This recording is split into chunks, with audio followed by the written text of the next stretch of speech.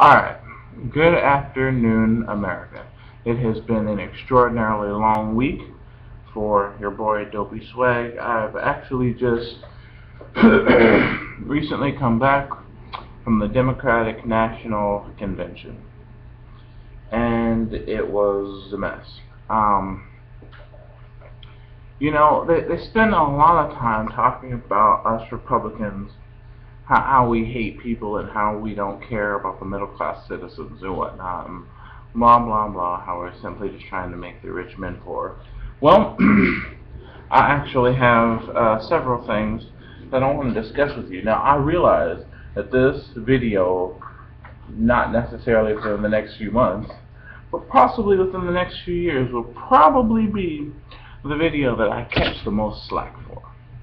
And I'm perfectly fine with that, because at the very end of the day, as Americans, we are given the right to freedom of speech and the freedom to just say what we want. And there are a few things that I want to talk about and I want to discuss that, because I'm an American, I have the right and freedom to do so. And therefore, because I have the right and freedom to do so, I'm going to take that right and freedom. Amen. My phone will turn on. Okay. I just came back from the Democratic Convention 4 years ago. A senator from Illinois, 4 years ago, a senator from Illinois came to us and brought us something that looked like hope. It wasn't really hope. He made a whole bunch of promises. Some were kept, others were not. He said that we were going to go find Osama bin Laden and we were going to put a bullet in his head. We did. He said that he was going to create new jobs. Supposedly, he did. He said that he was going to end the war in Iraq and Afghanistan, and he did. He ended the war in Iraq, but they're still fighting the war in Afghanistan. Now, what are my issues with the president and people? People irk me. Like, it's crazy. My issue isn't that Obama now supports gay marriage or whatever. I don't really know what he's doing with that.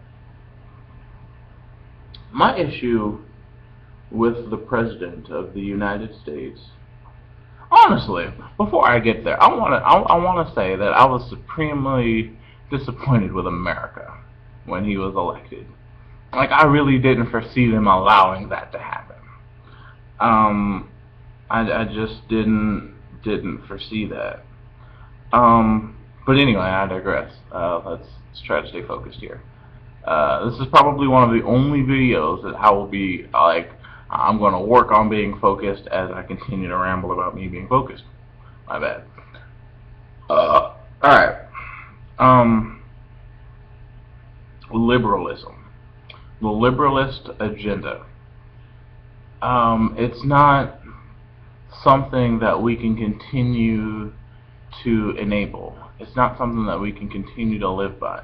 I myself, personally, am a conservative. I think that, there's a necessity for us to do things conservatively. Like, liberalists are honestly the killers of the American dream. Point blank positive. You know what I'm saying? Surrender. You know what I'm saying? Truth be told, there is a consequence for every action that we pick, but the greater risk lies in appeasement, and this is a spectrum our well-meaning liberal friends refuse to face. That their policy of accommodation is appeasement. What they attempt to do all the time is simply appease people and make people happy. You know what I'm saying? They try to make take people's mind off of the problems and the issues and the things going on in society. They appease people. When you look at the presidential speech, now, before I get there, I want to say that that the people who spoke at the Democratic convention and at the Republican convention, the ones that I saw were okay. I will say that Bill Clinton, he's dope. I don't care what anybody says. Bill Clinton is dope. Republican, Democrat, the individualists over there, the Tea Party movement, the Whig Party, you know what I'm saying, the liberalists, the independent, that's what I was thinking of. The independents, like, nobody can really deny the fact that Bill Clinton is a beast at what he does. Like, he's just dope. And he has a charismatic spirit. He has a very, like, Bill Clinton has swag.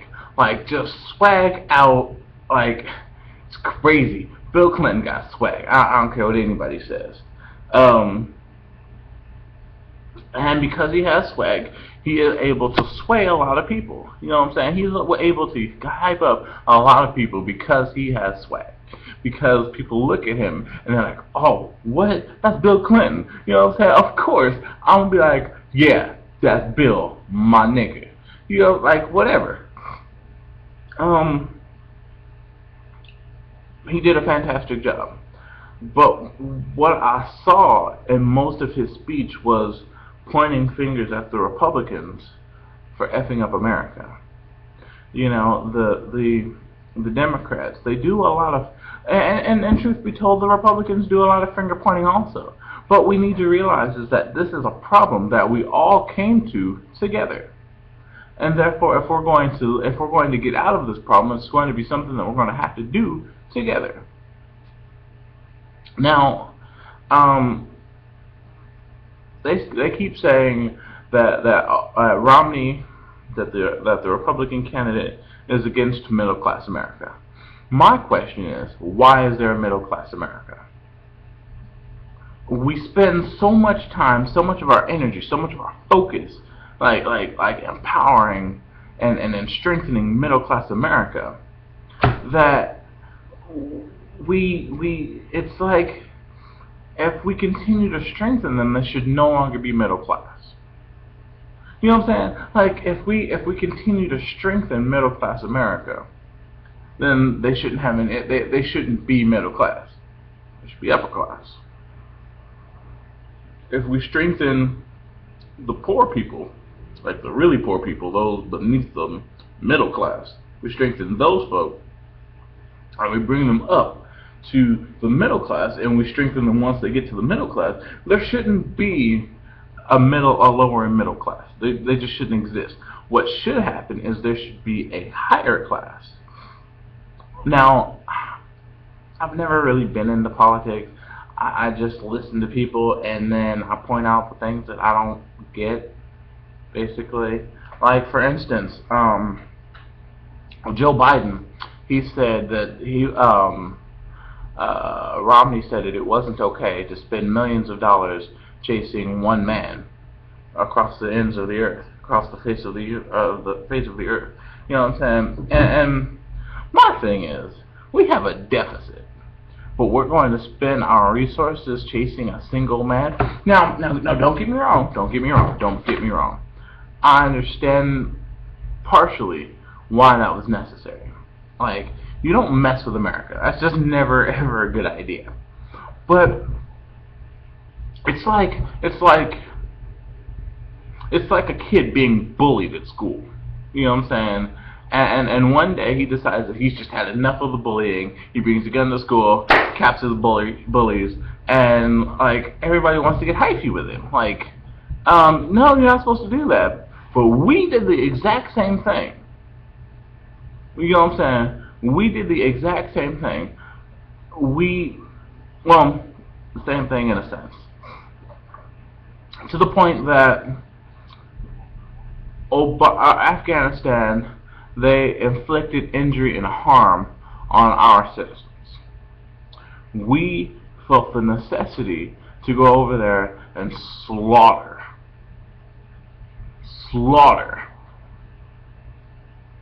thousands, hundreds of thousands of their people. Now, I may not have all of the facts correct. I generally don't. I just ramble as I see fit. But my issue is, like, we can't. How does killing that man make us feel better? That just means there's one less terrorist in the world. Just one. You know, we say nothing to China. They're now our #1 ally. I don't know when that happened, but they're now our ally because every time we open up our wallet, China's money flies out. But nobody says anything about that. We're always trying to stop the Russians from doing the stuff that they're doing. Y'all need to leave the Russians alone. They ain't bothering nobody. The Russians is always just trying to chill and then hang out. You know what I'm saying? Ain't never bothering nobody. Women. Something else that the Republican or the Democrats say that we have an issue with.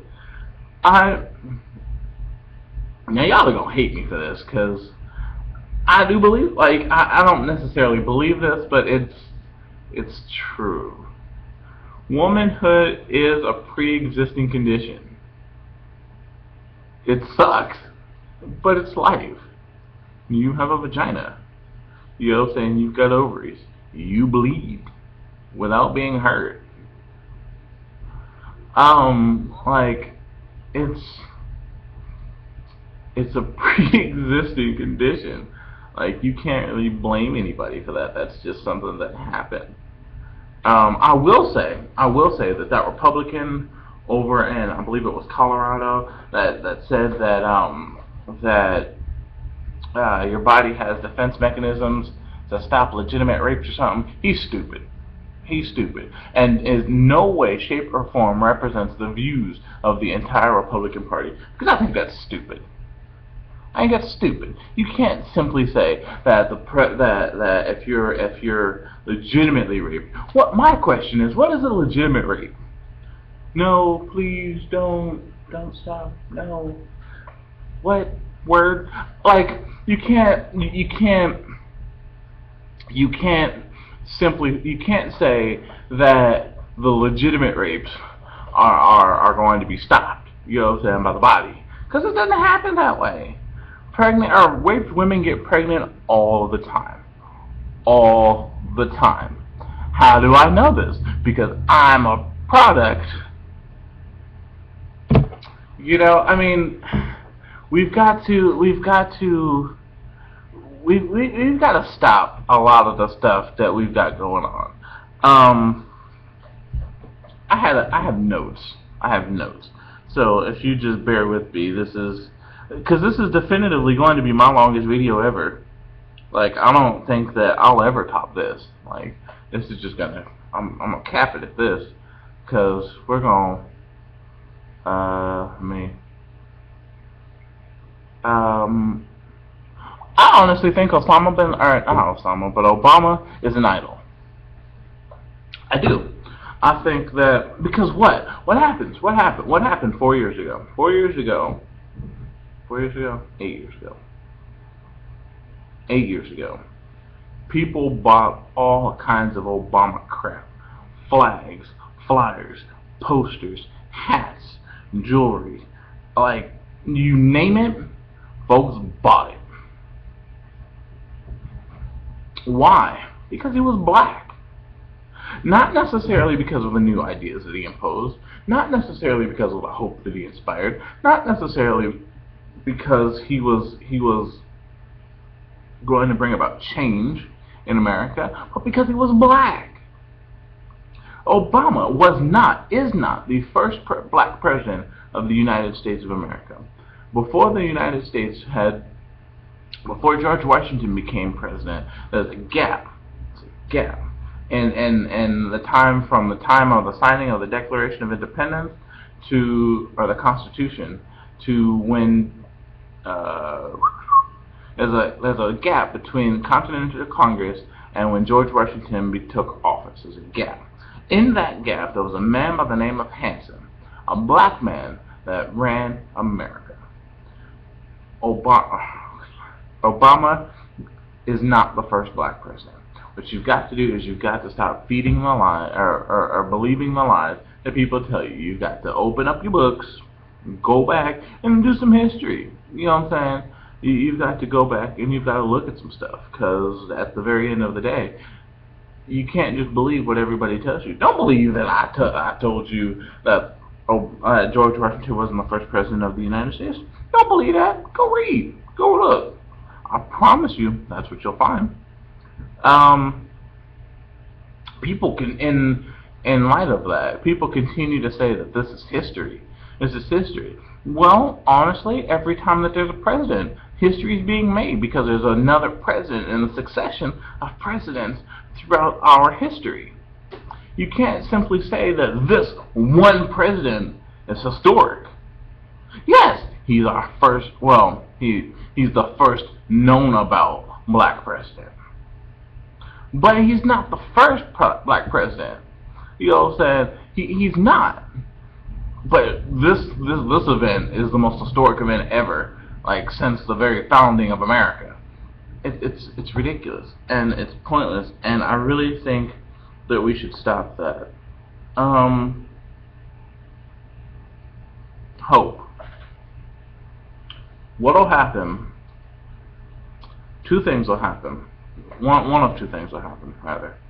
If Obama's elected again, because I was talking to somebody, or somebody was talking to me. I wasn't really interested, but they were talking to me, and they said that Obama couldn't do everything in the first 4 years.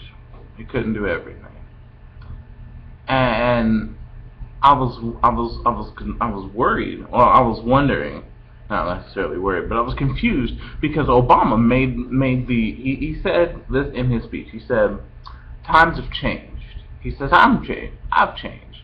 He says, the last time I stood before you as a candidate, as the candidate for the Democratic Party. Now I stand before you as the President of the United States of America, seeking another term. So now, if there's a different, if you have power, if you're the President of the United States, there are certain things that you're just allowed and obligated and able to do, whether Congress allows you to or not. Why aren't you doing your job? I don't understand. One of two things will happen. He'll either get into the White House and nothing will change. Congress and the Senate Congress and the House of Representatives, and all of those other really nice people, they will either allow him to do what he wants to do, which I doubt they will, because we'll probably have a majority of a Republic Congress, and they're probably going to tell him no, or he won't get in office, because people are tired. They're tired of a false sense of hope. They're tired of believing that tomorrow's going to be different and waking up and it's not. And it sucks. Being promised frequently a new tomorrow. Being promised that things are going to be different, that things are going to be changed, but they're not. He said that we are the instruments of change. Not him, but us. So my question is, why do we need to put you back in office if we're the instruments of change? We can do this without you. Theoretically. I mean, we all know that, presidential power and all of that stuff is necessary, but, this is... it's reality. What else do we have? There's a point where we say, okay, Obama, I understand.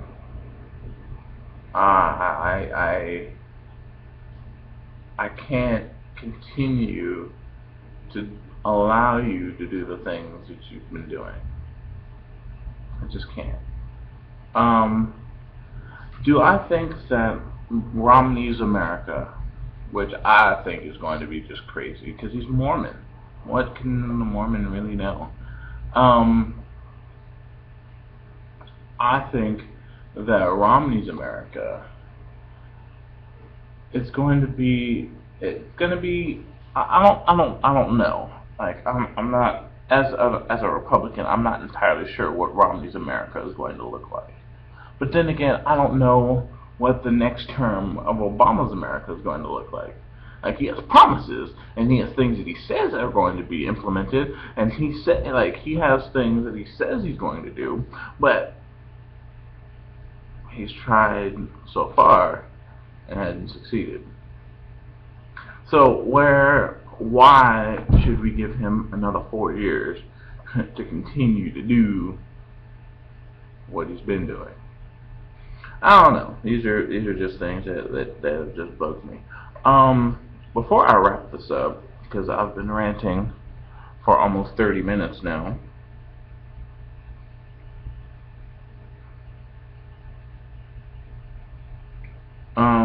I want to say, Clint Eastwood, oh my God, you did America and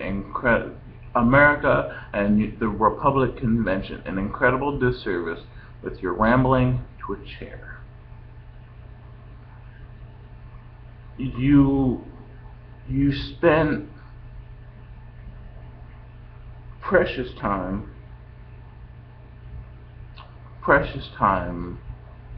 rambling and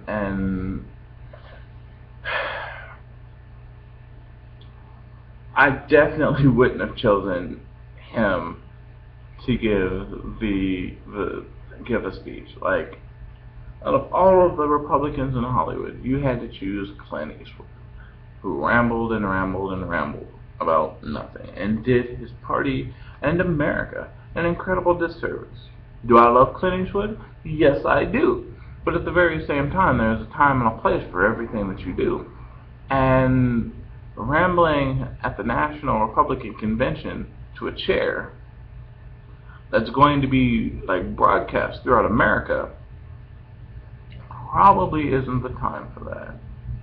Like, you could make a YouTube video.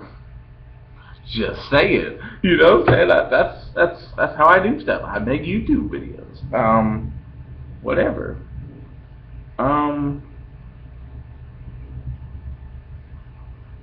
You need to stop it, Clint. Like, real talk. You made us look terrible. Because they're like, why would they put that man on program? Why would they let that man do that? Why would they give that man an empty chair? Like, it's just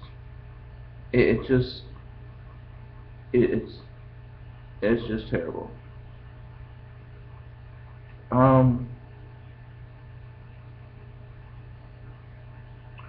At the very end of the day, what needs to be realized is that old policy, Republican, Democratic, independent, Tea Party, nationalist, whatever, whoever, doesn't matter, not working. Like, you can't take the old Democratic, old liberalist views and values, slap a new, like, you know what I'm saying, label on them and call them new. You can't do that. Also, you can't take the same conservative views and the same conservative platform and say, well, this is new. Because at the very end of the day, you're going to end up like America's just going to wait until it falls off and be like, look, I know I'm not stupid.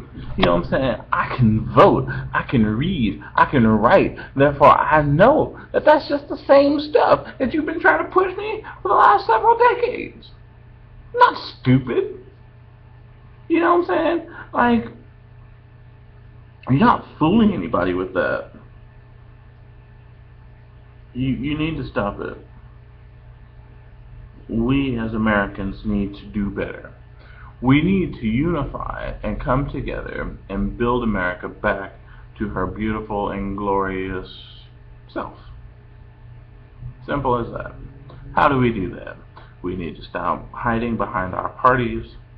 We need to stop hiding behind our political campaigns. We need to stop hiding behind our political candidates. Because at the very end of the day, politics is not going to save us. It's not. You know, I'm frequently reminded of how when yeah, I completely lost my thought. We have to come together, America. It's not an option. It's not something that we can do that's going to make us popular.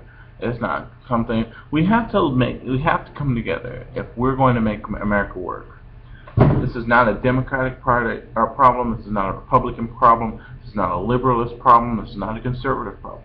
What this is actually an issue with, an actual problem of, is a problem of America. Our citizens. We need to band together as citizens of America. What made the first century, what made the original colonists, the 13 colonists, incredible and great was that they banded together against the British. I'm a preacher, so I got to throw it in there. What made the first century church together so great was the fact that it banded together. The Christians of the first century, they banded together and they revolutionized the world. They turned it on its ear. Government, politics, all of that up in the air because the first century church was on it. We, as Americans, if we want America to be different, if we want to change the face of America, it starts with us. We have to be different in order to get different. It doesn't get any simpler than that. You know, I mean, if we make the middle class better, if we strive for upper class, then we can all be together. That may be super socialists, and maybe fascists. I don't know. I don't care. All I'm saying is that if we are to unite as Americans, if we unite as Americans like we did back in the days of the colonists, like we did back on the day of 9/11, like we did back on the day of Pearl Harbor, like we did back during World War I, World War II, like when we did back when we fought in Vietnam, when we did back when we fought against Desert Storm, like we did back. If we continue to stick together and we hold fast to the American belief system that everybody is created equal and has equal opportunities in America, then we will be a better people. But until then, until we can completely and utterly grasp such a concept, we're all going to be divided amongst our parties. I think it was a great opportunity for me to spend time at the Democratic convention, because I saw people hungry and thirsty for change. At the Republican convention, there were people hungry and thirsty for change. As Americans, middle class, upper class, lower class, there are people hungry and thirsty for change. People that want the world to be different. If we want the world to be different, we have to make the world different. We need to because look at this as I like begin to end my 39-minute and 15-second video. Who in America has the best health care? Think about this. Think about this. Mull it over. Do do do do do do do do do do do do. All right. Now that you know, now that you've had a chance to think about it, who has the best health care in America? Senators, Congresspeople. You know why they have the best health care? Because we pay for it. If we tell the government, look, y'all are ridiculous. Y'all don't need. There is no reason why the person that you represent has to struggle and has to fight for health care when you get health care out of our taxes. Cheney, former Vice President Cheney, he has a like team, like a cardiologist team with him wherever he goes. Wherever he goes, there's a team of cardiologists with him. We need to tell America, we need to tell the government, y'all need to stop. Y'all need to quit it. You're spending our money on your health care, but don't want us to have health care. Thoughts for food, foods for thought. Food for thought. I don't think that one of those isn't supposed to be pluralized. Food for thought. Well, I've got to go, America. I love you. Dopey swag out.